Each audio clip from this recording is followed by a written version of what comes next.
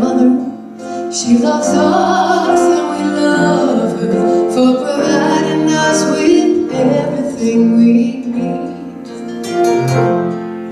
She holds tremendous power.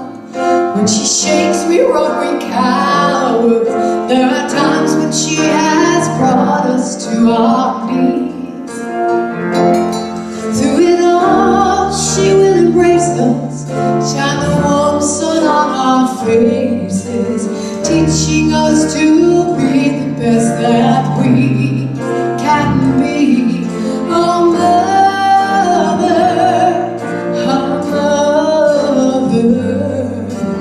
teach us how to give as we receive. We know we cannot replace her. Sometimes it's hard to face her. So happy birthday, Mother Earth, and happy Mother's Day to all the moms out there. Returning to nature for me is a really magical, helpful way to ground. And it's also one of the ways that I personally connect to spirit. When I commune with nature is the time that I most clearly am able to hear that still small voice. I see other people nodding, so I know I'm not the only earth child here. When I get quiet and I sit on the earth, I get the feeling that she's just waiting. That source is just sitting there in the stillness, waiting for me to wake up and listen. And the only tool that we need in order to hear that still small voice is to be willing. And I like the visual of remaining open at the heart, because there are organizations like HeartMath that are proving that our heart is one of our most important organs. There's an incredible intelligence that resides there. And in the busyness of our crazy lives, sometimes I think we forget to tune in. But that stream of consciousness is always there available to us if we're willing to get still and listen. Our founder, Ernest Holmes, said, "We believe that any person may become a revealer of truth who lives in close contact with the indwelling God." Which means any of us and all of us can be teachers, not just our own teachers, but teachers and guides for other people, if we're willing to be open to that stream of consciousness that is ever available to us. Now, I'm mostly conscious of the power of source when I want to be creative, and I've been a songwriter for many, many years. And I noticed that I may have like a vague idea for a song, but nothing will happen unless I'm willing to get quiet. And I love the visual. One of my friends, who is also a songwriter, very prolific, now a songwriter, who was, the visual for her of writing a song was like trying to cough up a corkscrew. It was so hard to get these ideas out. And a clairvoyant that helped her said, the visual, and I think this can be a visual for any knowledge, but for us as songwriters, it was so powerful, is that there's little notes floating around all the time available, and we just have to grab them. And to me, that's conscious information. That's the stream of heart-moving information that is available all the time. I like to picture little sparkly things because I like little sparkly notes, but it's there, and I love that visual, that we just need to make the space and allow it to come in. One of the most powerful realizations that I also had was about 10 years ago. I was an interim music director for this little miniature person who was, at the time I started working with her, I think she was 83. She lived to be 90, and she was a minister for the Unity churches. And she would call me ahead of time and give me her talk title and a few sentences. And I would sit quietly about what she was going to be speaking about the next Sunday, and I would sit quietly. I would almost get the sensation that the more still I became, not only did Spirit start channeling ideas for songs to me, but that somehow Trish and I were connected, and that I was getting the power of both of our consciousness asking for guidance. It was extremely powerful. I wrote some of the best material that I have used over and over again for many other speakers over the years by using that process, by tuning into her. I just thought that was a very holy and magical experience. Now, the ability to commune with Spirit is a powerful tool for guidance in our lives. And has anyone besides me looked everywhere else first? Oh, good. I hate being the only one that doesn't get it. I mean, we neglect to look inside. We neglect to tune in to what is always available to us. So this works not only for writing music, but when searching for maybe the right words to share with someone that needs comfort. And sometimes when we can't quite connect, going to someone who has really worked on their spiritual path, someone like Cindy or Diane, that are open, that have worked on keeping that channel open. There are so many people available to us when we need guidance and we're having trouble connecting to our own guidance, that we can go to and they can help remind us how to open up. There's great tools available. So instead of ignoring our tuition, have we tuned into it sometimes? Some of us? And what happens when we do that? For me, what happens when I really get quiet and I'm willing to go inside is the answers come. And when situations that seem absolutely untenable, impossible, like there can't be any way out of this catastrophic anger or this abuse problem or this coworker at work, that when I get quiet and I listen, I'm able to find peaceful answers and resolutions. How many of you have actually witnessed people who just seem to go through their lives with this ease and grace, that when the bumps in the road come, they go, wee! And they just kind of sail over it. We know people like this. How many of you have actually maybe approached someone like that and said, you seem so at peace. How did you get there? Well, I've asked a few people. There's a football coach named Pete Carroll who says, each person holds so much power within themselves that needs to be let out. They need to let it out.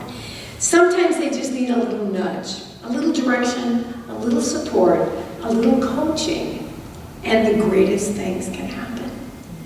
And this is why I encourage all of us, and I have my 2 spiritual guides that I go to when I get stuck and I just can't seem to tune into whatever it is that I need to be hearing that help me.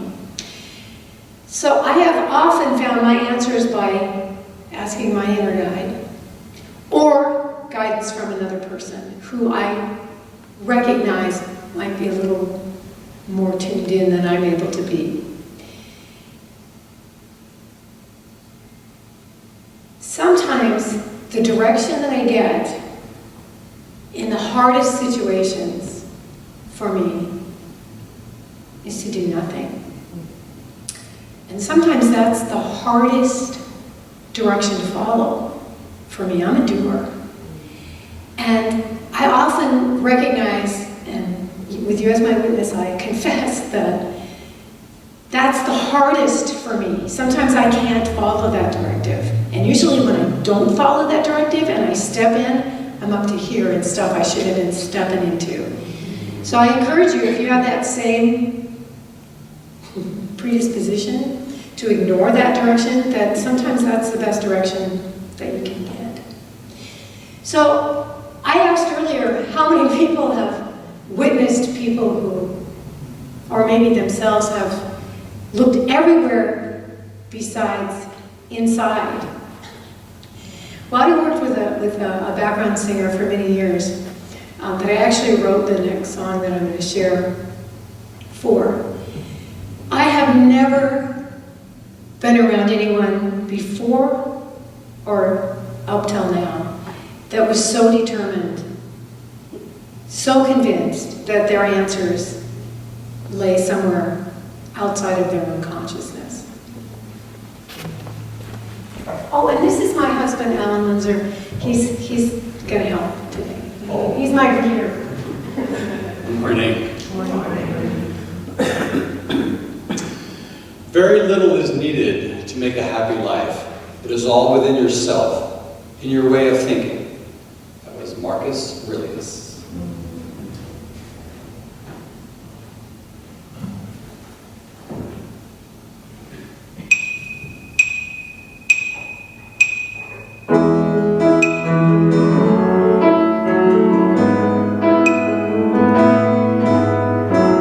She's been searching for something. It seems she's looked everywhere. She still hasn't found it, and she's sure it's out there. She has looked at the neighbors and even asked all her friends, but her journey continues and the search never ends. She's searching.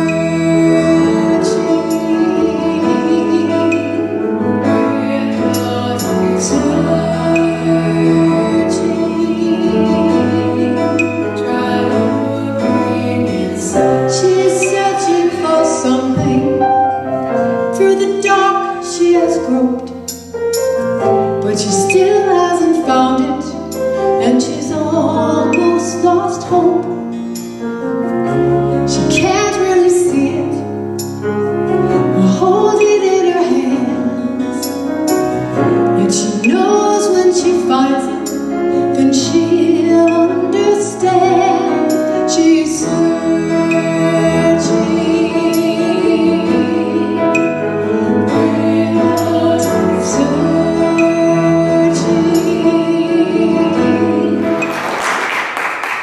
The Buddha says, peace comes from within. Do not seek it without.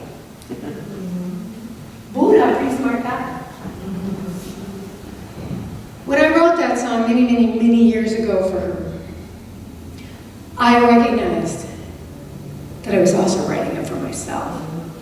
And I think one of the things that also we often don't turn into is some of the people close to us that are doing the things that annoy us the most are mirrors for the learning that we need. I see it's nodding. Oh, yes. It's like when we really start criticizing somebody else, maybe turn that mirror around and take a good little gander at where we're stuck. So, how often do I expend energy looking outward still to this day? More than I want to admit. But what I do want to admit is a lot less time than I used to spend looking outside. Because the more I embrace that Source is a constantly available gift to me, the more inclined I am to open up and allow myself to receive that guidance. I remember as a young child, I loved sitting in the sanctuary at the Methodist church that I grew up in the whole back area, about the size of our beautiful sanctuary, was a gorgeous stained glass window with Jesus the Christ, with a flock of sheep around him and a baby lamb around his shoulders.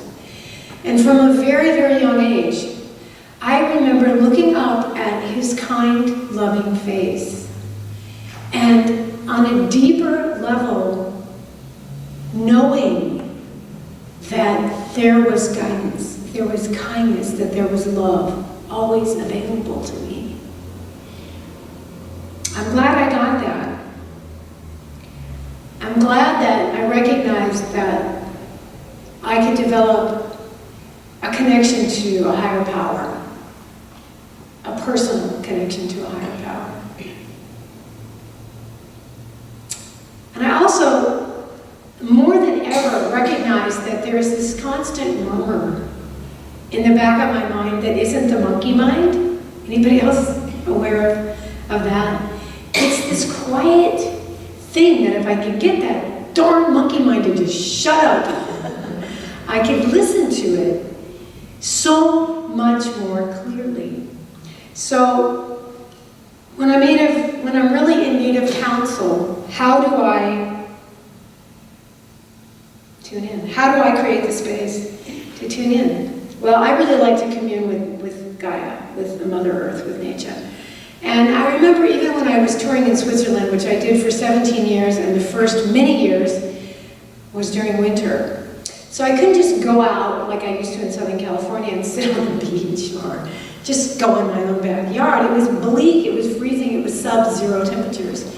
So part of what I learned, because I still recognized that I needed to commune with something, to sit quietly in my flat or in my nice hotel room, depending on where I was performing, and just be quiet, be still, and ask for guidance.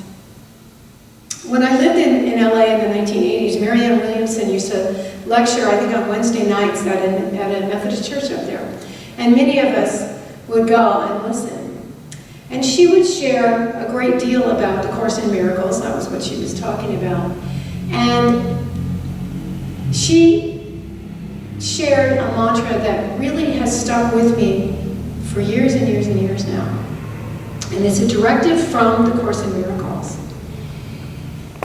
And it is 4 questions. Where would you have me go? What would you have me do?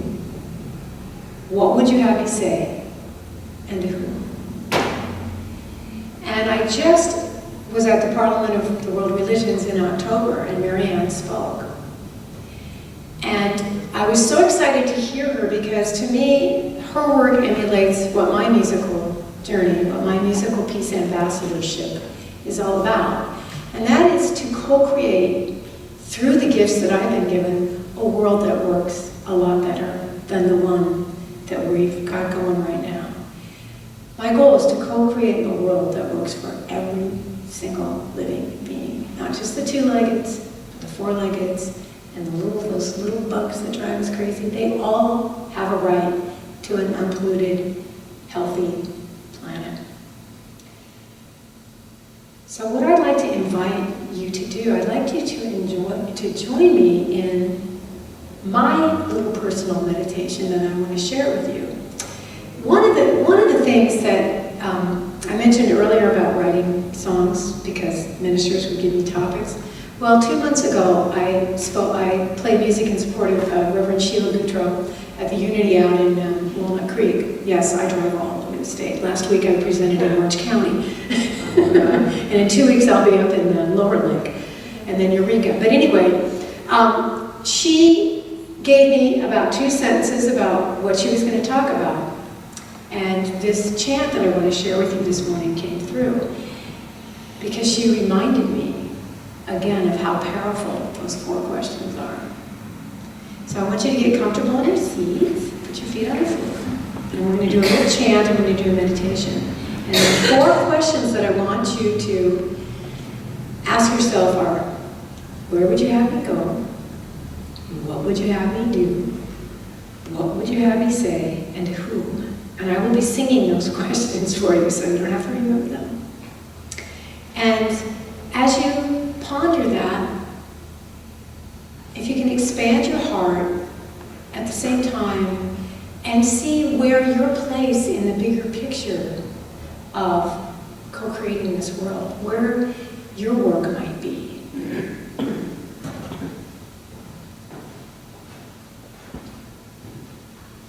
I think that God gives you your own will and choices.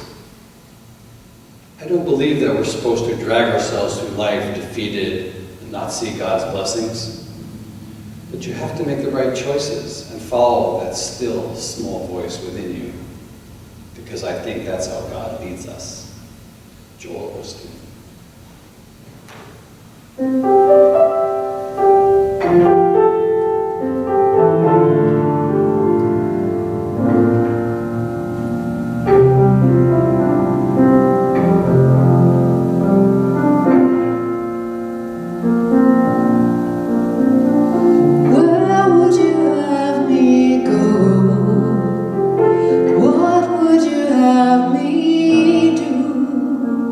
What would you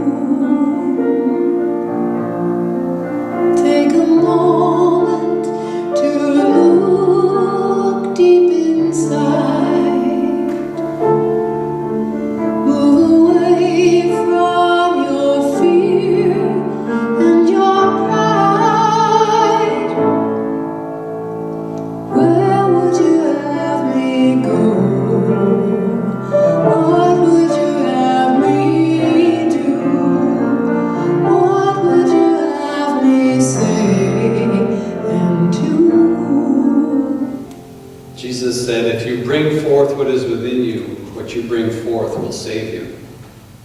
If you do not bring forth what is within you, what you do not bring forth will destroy you.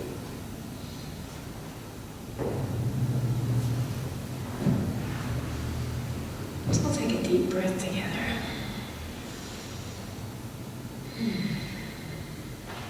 Boy, the energy in this room was unbelievable. Making my hair stand on end. Thank you. Shows a pretty deep commitment to be the change that we want to see. So as we all go about this coming week, I invite all of us to listen to that inner wisdom, that still small voice, in communion with Source, with Spirit, whatever you want to call it. If we are challenged to find our own way to that inner guidance, let's have the courage and the wisdom to go to somebody, a Cindy or a Denise or anybody, Richard, Bobby, someone that you love and trust, that you think might be able to help you tune in. Because none of us has to be here on this planet alone. None of us has to be looking for these answers and guidance and peace alone. We have each other, and we have this constant murmur.